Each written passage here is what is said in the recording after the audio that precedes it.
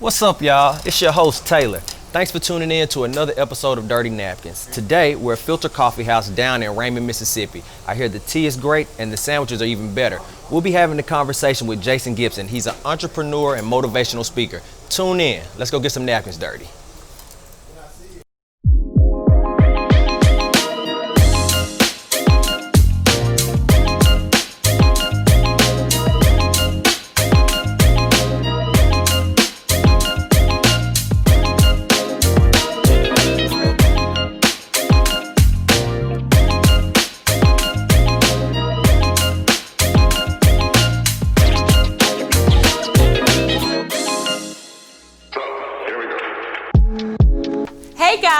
Come on down to Filter Coffee House. And we are located in Raymond, Mississippi, right next to Sunflowers. And our hours are from 7 a.m. to 7 p.m., Monday through Friday, and Saturdays from 10 to 2. And we serve panini sandwiches, iced coffee, lattes, cappuccinos, frappes, and salads. So come on down and get you some good coffee and some good food. Bye. So Jason, man, nice to see you again. What's going on, man? It's been, what, like a month since we sat down last time? Yeah, a little over a month. This time it's a little more official. We got cameras out this time. Yeah, man. I mean, I didn't think I was ready. I wasn't ready for the cameras and all the. Oh, yeah? I'm shy. I thought you were gonna have, you shy? Huh? You shy? I am. Bro. I'm very shy. No, I wouldn't say that. I'll let you get into that. But so let's talk a little bit about you. Obviously, I know who you are, but some of the people who watch it may not know. But so let's start there. Who is Jason Gibson? I'm Jason Gibson. I'm a native of Jackson, Mississippi. Okay. Born and raised here, a product of Jackson Public Schools. How was that experience? How was that experience? It was great. If you can make it through Jackson Public Schools, you can make it through the world. I got you. So, I got you. You know, I mean, a lot of experiences came along with that, but graduated from there, took a full basketball scholarship to Holmes Community College. I graduated from there, went on to Jackson State University where I got my bachelor's and my master's. Yeah, we can just go from there. I don't want to give a whole bio. That's good. No, that's good. I hate talking about myself. That's enough. Humble guy. So you hate talking about yourself. So, well, I'll do a little bragging for you. So, right, obviously you're an entrepreneur. You want to talk about some of your entrepreneurial ventures? Yeah. So let's start with your gym. I mean, I think that's kind of what you're most popular for right now. Sounds like maybe. So let's start there. Okay. Yeah. So on the gym. I'm in with two business partners by the name of Explicit J3 Fitness. We're in our third year of business. Business is going well. Okay. A lot of, turbulent times to get that gym open into the place it is now, but, it has been an amazing experience, and I'm just so grateful to be a part of it with such great individuals. So let me ask you, in reference to the gym, you said it was some turbulence when you guys were trying to get it open. What were some of the challenges that you faced? And you don't have to tell us about all of them, but just some of the more prominent ones. Oh man, it was plenty. Well, we actually we were about to buy a brand from a lady who one of my business partners was previously working for in the same space. Long story short, at the time, I really didn't see the point of buying the brand because I thought they were more so there, the clients who were there were more so there for my business partner at the time. But, we were just trying to be copacetic and, just do everything in excellence with our business dealing. So, man, we almost had about $20,000 stolen from us. Oh, wow. Like somebody kind of ran No, into we were paying her for the brand and to transfer the lease over, which when I think now and as I've grown in business, it just wasn't a smart business move. We were paying her, come to find out, I just always have questions. So come to find out, she was about $14,000 in debt with that building. She had not paid rent. And the landlord for that property thought that we were working with her, so he was going to credit all of that to us to pay back, when it transferred over into our name. So basically she was trying to transfer all the utility debt, all the debt over into our names. And man, it was just divine. We got a call from a lady in the process of that deal, and you know, that just told us everything that she was doing while the check was on its way to her. So had she cashed it, we would have been messed up. But she didn't. We caught it. We got a reverse, and we cut ties with her immediately. That's an interesting story. Like I don't know. Yeah. I've never throughout my process of researching your gym, I never saw that anywhere. So that's kind of exclusive. Sounds like, but It was. But so going into another one of your ventures, you mentioned to me when we were talking before the show that you have a single coming out Friday. Oh yeah, is that right? Yeah. It's titled Grace, right? Grace. You want to talk about it a little bit? Yeah. So I'm releasing a single this for September 25th, 2020, which is this coming Friday. And yeah, man. So I've been in gospel recording artists since about 2011. But you know, just as time has progressed and as I've kind of unfolded into more of the things that I'm purposed to do, you know, I've kind of gotten away from music.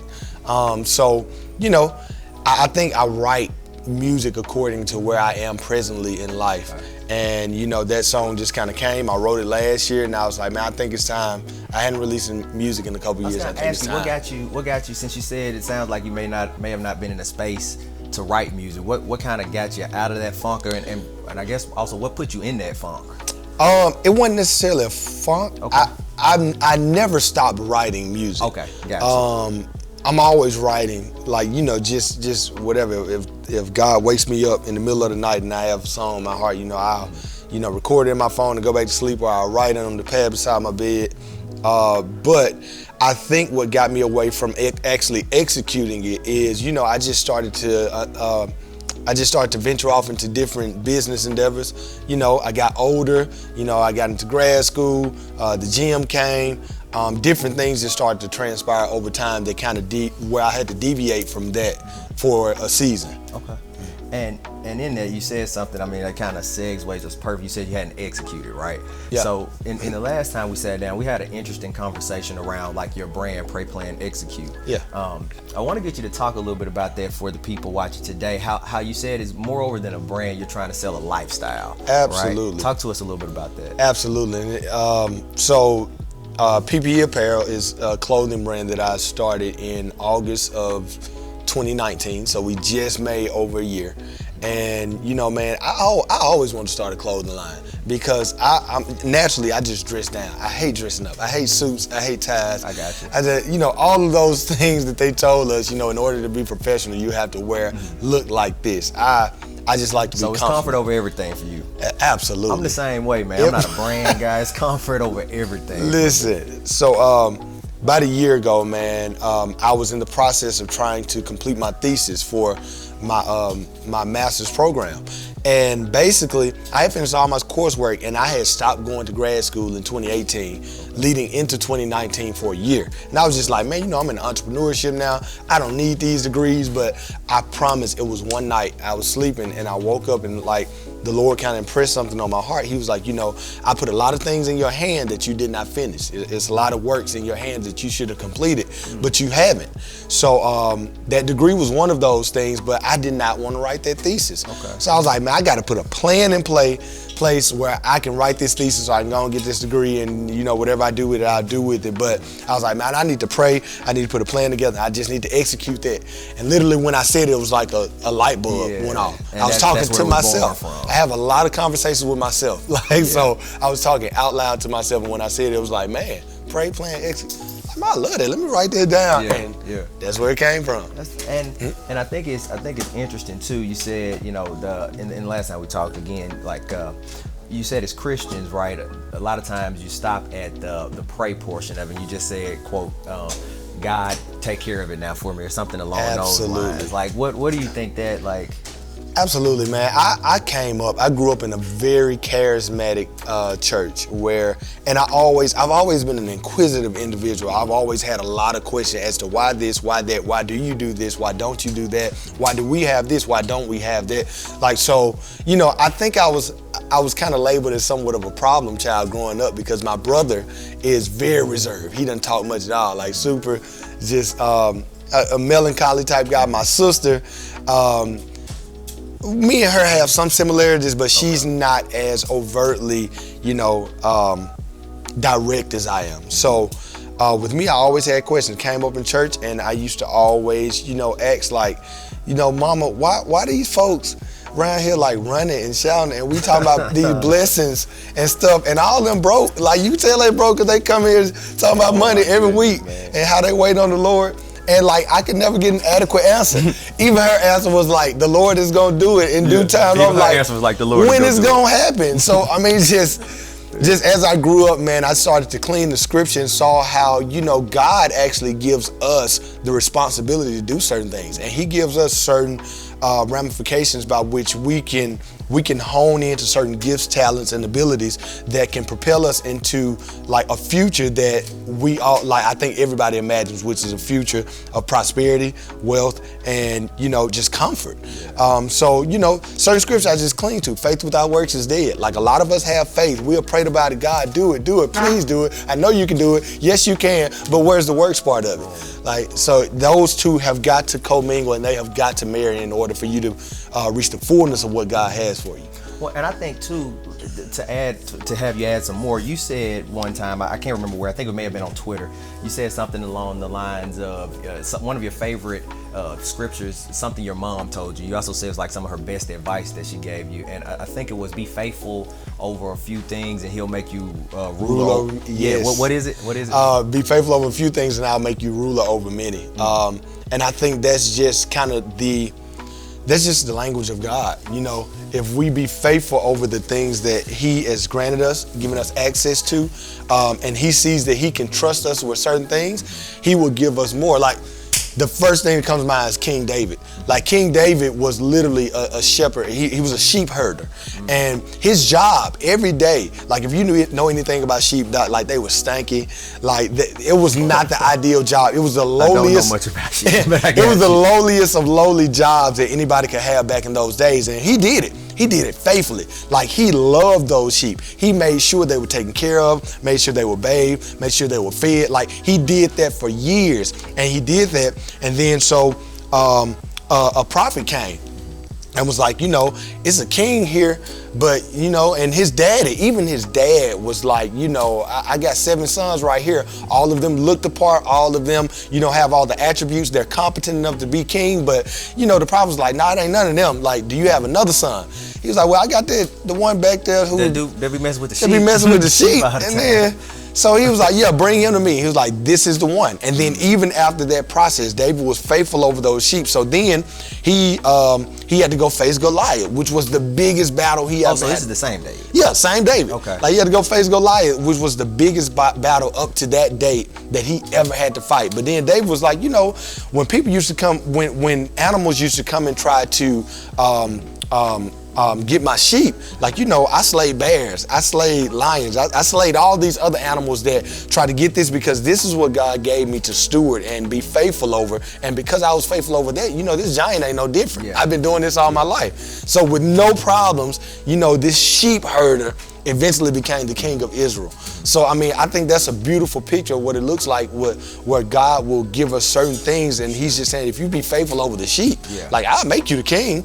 Like, I just want to see you faithful on one level, and I want you to allow that to contribute to where I'm taking you. Well, and I think too, Jason, in so many ways, man, that makes a lot of sense, because in more practical terms, right? Like, be faithful over, and I think this is something you kind of expounded on Instagram one time. You were like, be faithful over the more practical things. Like, be faithful over, if you're a writer, write. If you're a reader, read. If you're a painter, paint. You know what I'm saying? Be faithful over kind of living out those daily traits or whatever. So. And I think that has been the truth for my life. Wherever I am, I'm going to be faithful over that. Even when I was an employee at Jackson State, the job I was doing, I was working in the print shop at Jackson State. I don't think I knew that. I didn't know you were. I was working at Tiger Prints. Okay. Like, literally, we were doing all the print for the university, but there's probably not an employee you can talk to at Jackson State that didn't have a good experience with me, because I treated that job so seriously, even though I probably felt like it wasn't directly parallel to my purpose, even though I felt like it was a waste of time at sometimes, or I could be doing something else or something different. Like, it's like it's not always gonna be comfortable or feel right, but just be faithful over it, and it'll contribute to the greater good. I got you. So that's a good way to phrase that. You said something in there that I want to have you expound on a little bit. You talked some about how even if it didn't necessarily align with your purpose, you still took it serious. So Absolutely. Let's talk about purpose a little bit, right? Like, you know, I think there's a conversation around how does one, no, you fine. I think there's a conversation around how does one find purpose, right? For me. Oh, I'm sorry. No, you fine. You found the Crocker. Come on, She hooked you up. Come on, girl. I'll be back. You need some more space over there, bro? No, you good. Sure? I just want to taste this real quick. You good. Lord, thank you for this food. Bless it. Amen. So I think I may adopt that prayer right there. That's You good. like it? Good. So Yeah, man. And if you want to take another bite, go for it, man. I'll do a little talking here, but just Tell me twice. just around purpose a little bit, right? Like there's a conversation that we had for my blog personally, and in that conversation, man, I'm super excited to get it out because you did a really good job articulating like how someone finds purpose or some practical ways people can go about finding purpose. And what I want to have you talk on a little bit for us is you said something along the lines of find purpose and focus will find you. Yeah. Right, or you also said something along the lines of, and I'm paraphrasing, but you also said something along the lines of passion is just kind of simply finding out, asking yourself what you like, and then doing more of that. Yeah. Can you talk about that a little bit? Absolutely. So I do absolutely believe that purpose is wrapped all up in whatever you're passionate about. Like, and I think people so often feel like their passions aren't lucrative enough. They feel like their passions aren't I guess popular culturalized enough. They feel like their passions can't sustain them. But like, I'm a firm believer that purpose is nothing but passion cultivated. Like, so like with that said, man, like for me, like I always just had a gift of, like being a visionary or seeing like big picture things or, seeing that. But then when I figured that out at a young age that I had that gift, it became my job to try to find or connect to people or connect to environments or connect to things that would help me to bring those visions into fruition. So, yeah, man, for me, like, I think short answer, I think purpose is passion cultivated. So find what you're passionate about and you will just haphazardly stumble on your purpose. Sure. And I think that's a really good way to think about it, because so many people have this question of how do I find purpose, right? And I think a lot of times that's where a lot of like midlife crises come from. People feel like whatever it is they're doing, that work isn't connecting with them. It's like, I feel like I'm meant to do more than this, but people never know where to look. So your answer to those people is look within yourself. Look at what it is that you enjoy to do and do more of that. Absolutely. Okay. And then a lot of the things is, now I love our, oh man, do I want to say this on camera? Yeah, you do.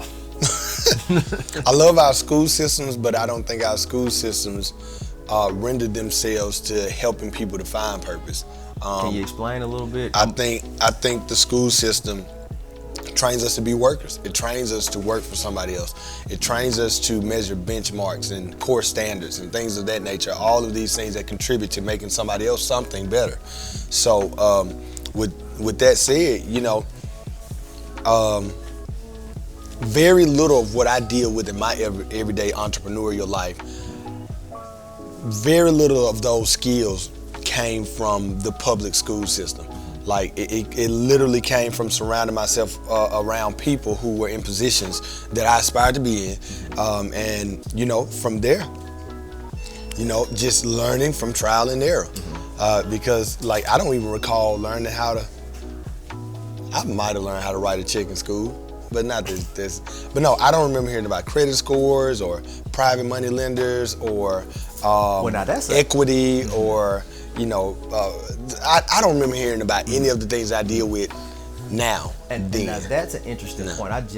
Residual income, like yeah. I just interviewed another guy who's a financial guy, and he's kind of making a point, not so much along the lines of your point around the school system, but he was making a point of the school systems failed to do kids, and black kids in particular, a disservice by not teaching them financial literacy, right? By not the same things you just named, by not teaching them about credit scores, by not teaching them about how credit cards work, about equity and things like that. We're kind of unintentionally starting them off wrong. What were your thoughts around? What are your thoughts around that, rather? Man, I co-sign 100%. I don't think we do a good job at that, but I understand that it's a system, and and you just gotta buy into the system to an extent. But I think that falls back into the households. Like, parents have to be a whole lot more intentional about giving their children these skills, so that they can be some level of relevant to society when they get there. But I do know. I know for me, I didn't know any of this stuff. And then you got a lot of our parents, then that falls into generational behaviors, you can say curses, I guess, generational, just systems. A lot of our parents put some of these things in our names, and then we're already graduating college and have never had a credit card, but we in the 300-400s because mama put a credit card that she ain't paid on in 5 years in my name. So it's just this holistic, it's just like a holistic impression that it's kind of bombarded the black community, that I think that we are slowly kind of phasing out of, but it's gone. It takes time. I want to talk about something too. You said last time we talked, I asked you a question around how you like to improve people, and you said you like to improve people mentally, right? You do that through kind of like your motivational speaking things, your inspirational talks, also fitness, obviously through your gym that we touched on. Right. But then spiritually, obviously, you're Christian, you've kind of provided us with a lot of context around that. But there's a question I have for you about mental reconciliation. You said one thing that you hate that is not preached is that you don't need mental peace or mental reconciliation to move forward in life, to kind of continue to progress. And you alluded to maybe you and your father not having the best relationship in maybe your earlier years. Could you talk about the importance of mental? I said you don't need. You don't something along the lines of you don't like to hear that you don't need mental. Oh, I don't like to hear that I don't need. Okay, I've been saying I know I ain't saying you don't need mental reconciliation. Man, I definitely think I become and I probably should be more demonstrative in my my stance on this, but I've become somewhat of a silent advocate for mental health.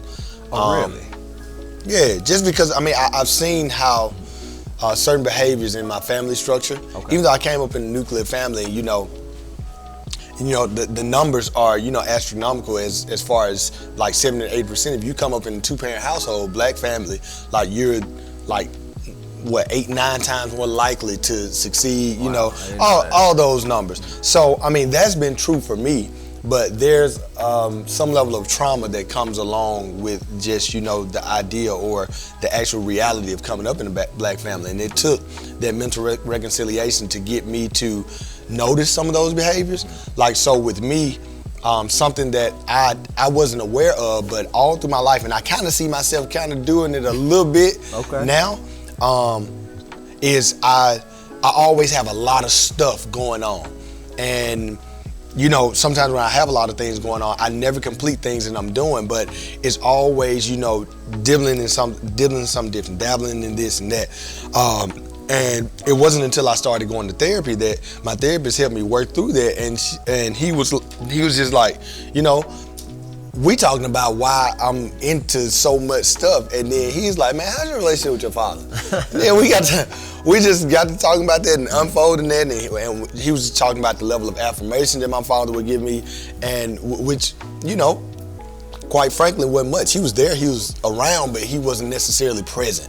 And I mean presence in the sense of mentally, emotionally, spiritually. Sure. And so, you needed that. Yeah, absolutely. And now I see why now. So, he brought me to the understanding that maybe the reason why you're clinging to so many things and you're always trying to find the next thing and achieve the next goal is because there's a level of affirmation that you never got from somebody that was really valuable to you, and you're seeking that affirmation from any source that could possibly give it to you, but the fact of the matter is you'll never get it because it's just one affirmation that you need, but you just never got it. And I was like, dang, I sure ain't never heard my daddy say he loved me.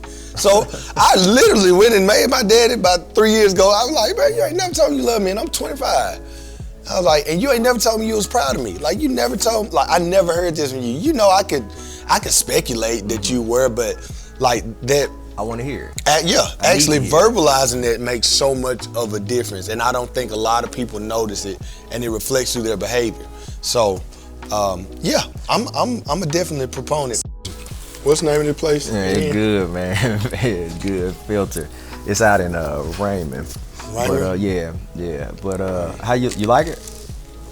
It was true. And I asked her, was the chicken dry? And she said no. You asked her, was the chicken dry? I did. I was like, you really are direct. I Like, said, look, you get straight to it. If the chicken dry, I don't want it, but give me turkey. But she said it was moist. Yeah, the turkey was right. So you got the chicken? Boom. Yeah, the chicken, something. So let me ask you a quick question then. Just, I guess, kind of in the current environment that the world is in. You got, I don't think a lot of people know this, but you got a degree in history, right? Mm-hmm. But what more specifically, you had like a specific niche, right? What was that? Civil rights history. Civil rights history. I didn't want to butcher that, man. So what do you think the importance of civil rights history? Obviously, we know what that's a time about, but what do you think the importance of supporting Black-owned business is? Oh, man, I think it is extremely important, especially in a place where you have a dynamic like Jackson. Mm-hmm. Jackson, and the numbers just went up, is about 82.02% Black. And in a culture like that, with a dynamic like that, if you just think, if we can get all of the African American people in this area to support each other by way of, and we even, play with the idea, and I think that platforms like this can more inform that, but getting some level of a directory of all Black-owned business that do things, if we could just circulate our money and our wealth in our community, man, I think that could solve so many problems. Like, it could solve the problem of homelessness. Low-income family can move up to the middle class. It could solve the problem of the education system would be better if we could just get people to just support each other within our community. Like, it's so many streamline effects that can, become better if, people would just support Black-owned businesses. Yeah, and I definitely think, to your point, I had no idea. I mean, I knew Jackson was super Black, right? Mm-hmm. But I had no idea that it was like 82% now. Because when you say that, I mean, it was a stat that I saw somewhere, and I'm about to butcher this, so don't take me literally on this. But it was talking about in reference to how long the dollar stays in the Black community. Oh, yeah. Black community comparatively to like the Jewish community or the white community, whatever, what have you. And I think for a city like Jackson, if we start pouring back into the city like that, I think that'll kind of help us start to bring it back, build it back, you know what I mean, and kind of keep it flourishing and supporting it. So that said, what is your influence with Jackson? Like, what do you? And influence isn't the question I want to ask. Moreover than anything, what are your thoughts on the city? Like, where do you see the city headed, and like what has you excited, etc.? I think that, Jason, filter your thoughts because you don't want to say the wrong thing. I think Jackson has a lot of potential. Okay. I think that our leadership has extraordinary potential. And we can do great things if we come together. I'll leave it there. Fair enough, man. So what are some spots then? I know you mentioned the food here, but just in general, I mean, the show is Dirty Napkins. So what are some spots in general? Yeah, you got plenty. I got some back here too somewhere. We got like dirty napkins everywhere. But in general, like, what are some spots you like in Jackson? It doesn't necessarily have to be Black owned, but just in general, some spots you like. I was gonna say, does it have to be Black owned? Yeah. Well, I'll start with Black owned. I love 4th Avenue. I love 4th Avenue Lounge. I love Johnny T's. I love Godfrey's. I've never eaten there before. Godfrey's is my go-to. Oh my God, it's a new Caribbean restaurant over off Tier Road, and they in the hood too. Oh goodness gracious. Godfrey's. I feel like the restaurants in the hood got the best food. Always best barbecue, like everything, man. Boston's, it ain't black on, it's colored on though. Like, Boston's, they're people of color. I got you. But outside of that, I think my go-to through playoff season, because it is playoff season. I'm a huge basketball fan. Has been fourth and goal. So I don't have a favorite team. My favorite player is Russell Westbrook. He really disappointed me in these playoffs. Yeah. So tough loss. I'm kind of quick loss too. I'm with the Lakers now. Yeah. I really want to see LeBron. I've become a fan of LeBron over the years, just by way of the things he does off the court. Mm-hmm. Like, he is he's done some phenomenal things. So. Okay. Yeah. So I'm pulling for the Lakers. Well, good, man. Well, I like LeBron too. I want to see him get another one. Obviously, I'm a Mavericks fan, by the way. Luka has been out of his mind.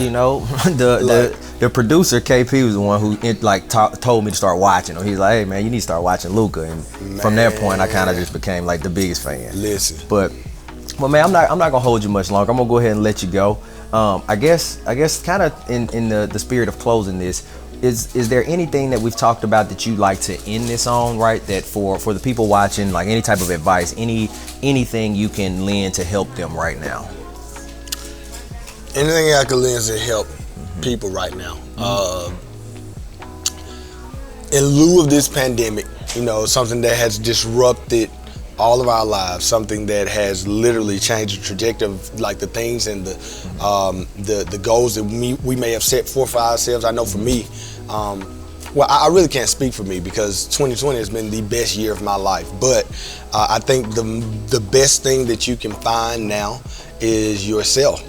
I think that now is the prime opportunity and the prime time for you to become so acclimated to who you are, and hone into cultivating your gifts, your talents, your abilities, because one thing that we probably haven't had in the past that we have a lot of now is time.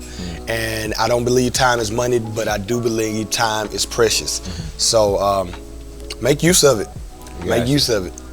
Well, man, that's all I have for you. So I'll end it on this, man. Let's do a nice little cheers to your green tea, my water, brother. Take it easy. No, I have a lot. What you got? I forgot. Chai tea. Shout out to Matthew Donaldson for recommending this. Oh, and just FYI, I don't think I said the name of the restaurant clearly enough. We're at Filter Coffee House. I don't have the address or anything like that. But it's black on, right? It is black on. Black on? And the service and the customer service and the food and the drinks has been phenomenal. Listen. So I would highly recommend it. Absolutely. Me too. All right, man. Well, be safe. Until next time, man. All right, man. Y'all, do you hear that? I know y'all hear. I'm not the only one that can hear that. Yes, my song "Grace" by Jason Gibson and Destiny Project, featuring Matthew Donaldson, is out right now on all digital media outlets. You can go to iTunes, Spotify, Amazon. Y'all, my song is even on TikTok. Look, go download it right now. I sincerely appreciate it. I already know y'all gonna go get it. Tag me, post it, share it. Look, let's get this song, get this message out. I love y'all. Thank you in advance.